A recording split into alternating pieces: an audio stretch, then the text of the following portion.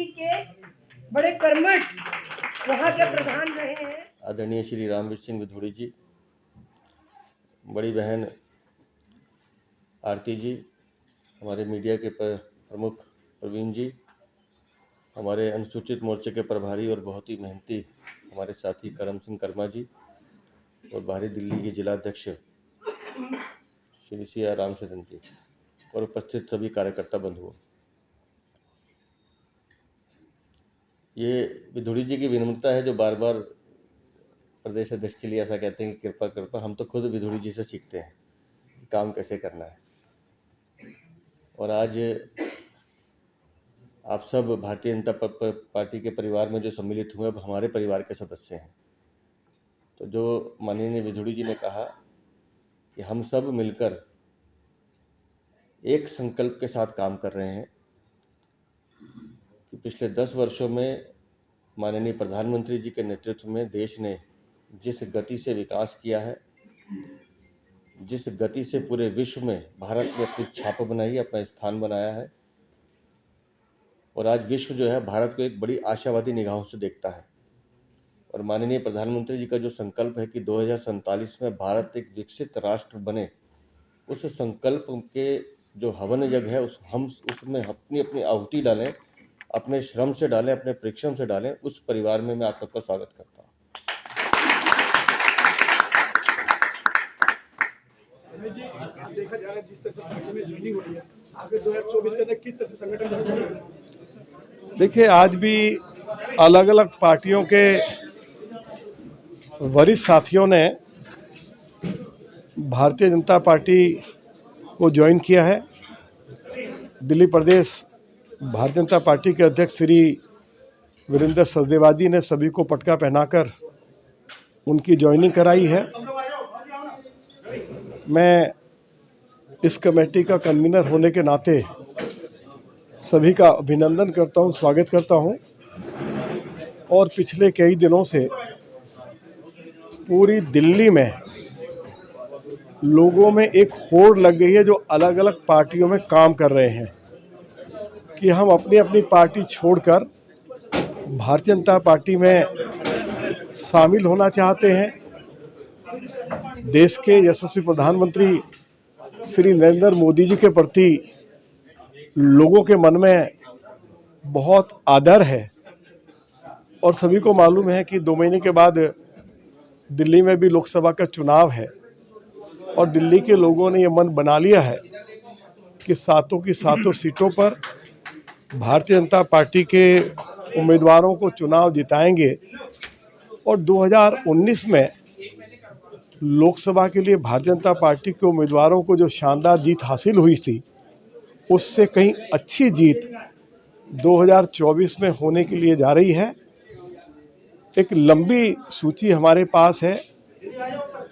बड़ी संख्या में आम आदमी पार्टी, कांग्रेस, बहुजन समाज पार्टी और जो छोटे छोटे दल हैं, उन सभी दलों से लोग पार्टी के अंदर आना चाहते हैं और उनकी कोई शर्त भी नहीं है, बगैर शर्त आना चाहते हैं।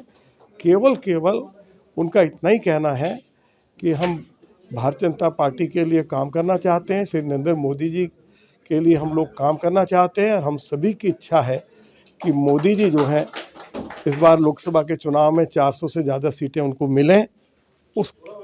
उस उद्देश्य को लेकर अलग अलग पार्टियों से बड़ी संख्या में लोग भारतीय जनता पार्टी के साथ जुड़ रहे हैं। मैं सभी का अभिनंदन करता हूं। आम आदमी पार्टी से आज आम आदमी पार्टी छोड़कर आप बीजेपी में शामिल हुए हैं, आखिर क्या कमी रही आम आदमी पार्टी में? कमी देखिए, मैं DI रहा हूँ SC/ST विंग से, ठीक है, SC/ST मोर्चे से, वाल्मीकि समाज से आता हूँ।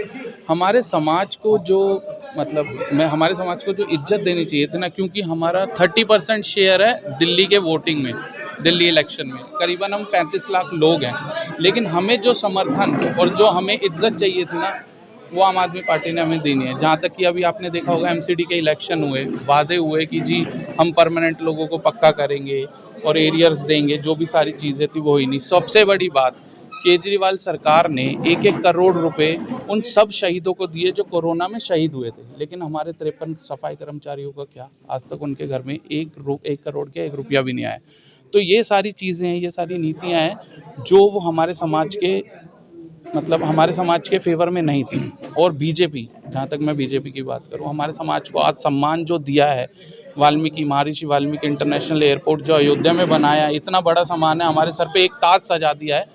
तो उनकी ये सारी नीतियों को मद्देनज़र रखते हुए मैंने आज बीजेपी का दामन थाम लिया है और मैं आशा यही करूँगा कि हमारे समाज के लिए बीजेपी आम आदमी पार्टी से आज आम आदमी पार्टी छोड़कर आप बीजेपी में शामिल हुए हैं, आखिर क्या कमी रही आम आदमी पार्टी में जो आपको कमी BJP में आना पड़ा? देखिए, मैं DI रहा हूँ SC/ST विंग से, ठीक है, SC/ST मोर्चे से, वाल्मीकि समाज से आता हूँ। हमारे समाज को जो हमारे समाज को जो इज्जत देनी चाहिए थी ना, क्योंकि हमारा 30% शेयर है दिल्ली के वोटिंग में, दिल्ली इलेक्शन में करीबन हम 35 लाख लोग हैं, लेकिन हमें जो समर्थन और जो हमें इज्जत चाहिए थी ना, वो आम आदमी पार्टी ने हमें देनी है। जहाँ तक कि अभी आपने देखा होगा MCD के इलेक्शन हुए, वादे हुए कि जी हम परमानेंट लोगों को पक्का करेंगे और एरियर्स देंगे, जो भी सारी चीज़ें थी वो ही नहीं। सबसे बड़ी बात, केजरीवाल सरकार ने 1-1 करोड़ रुपए उन सब शहीदों को दिए जो कोरोना में शहीद हुए थे, लेकिन हमारे 53 सफाई कर्मचारियों का क्या, आज तक उनके घर में 1 करोड़ क्या 1 रुपया भी नहीं आया। तो ये सारी चीज़ें हैं, ये सारी नीतियाँ हैं जो वो हमारे समाज के हमारे समाज के फेवर में नहीं थी। और बीजेपी, जहाँ तक मैं बीजेपी की बात करूँ, हमारे समाज को आज सम्मान जो दिया है, वाल्मीकि महर्षि वाल्मीकि इंटरनेशनल एयरपोर्ट जो अयोध्या में बनाया, इतना बड़ा सम्मान है, हमारे सर पे एक ताज सजा दिया है। तो उनकी ये सारी नीतियों को मद्देनज़र रखते हुए मैंने आज बीजेपी का दामन थाम लिया है और मैं आशा यही करूँगा कि हमारे समाज के लिए बीजेपी का मैं एडवोकेट रमेश सिंह राणा, मैं जनरल सेक्रेटरी रहा हूँ कांग्रेस पार्टी में दिल्ली स्टेट में। राणा जी, आज आपने कांग्रेस छोड़कर आप बीजेपी ज्वाइन करी है, जी, किस तरह प्रभावित हुए बीजेपी से आप? देखिए, देश जिस ओर अब आदरणीय नरेंद्र मोदी जी की विकास की डोर में बढ़ता जा रहा है, उससे प्रभावित होकर आप कहीं के भी लीडर होते हैं, सबसे पहले एक जो नेता होता है अपने समाज का होता है। मैं दलित समाज से बिलोंग करता हूं और आदरणीय नरेंद्र मोदी जी ने जो दलित समाज को सम्मान दिया है, हमारे जैसे इंटरनेशनल एयरपोर्ट महर्षि वाल्मीकि के नाम से दिया है, तो जो वाल्मीकि जी को किसी और दृष्टि से देखा जाता था आज तक के समय में, आज पूरे विश्व में आदर के साथ देखा जाता है। आदरणीय नरेंद्र मोदी जी ने दुनिया को दिखाया है कि ये राम जी जो हैं, ये श्री राम, ये वाल्मीकि के राम हैं। और अपने समाज के आगे ले जाने के लिए और विकास, देश के विकास के लिए हमने आज भारतीय जनता पार्टी ज्वाइन की है और मैं पूरे अपने तन मन धन से अपने साथियों के साथ मिलकर अपने देश के जो ये यज्ञ है आदरणीय नरेंद्र मोदी जी का, उसमें अपने। मेरा नाम अरुण मल्होत्रा है। अरुण जी, ऐसी क्या खासियत रही जो आज आपने बीजेपी ज्वाइन करी है? आम आदमी पार्टी क्यों छोड़ के आए?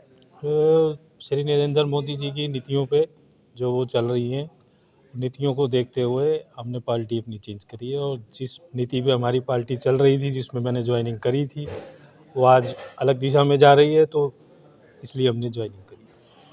तो 2024 में किस तरह से आप लोग मजबूत करेंगे? 2024 में नरेंद्र मोदी जी को दोबारा प्रधानमंत्री बनाएंगे और पूरी जोश के साथ हम पार्टी के साथ वो प्रचार करेंगे। देश के विकास के साथ, पूरे विकास के साथ।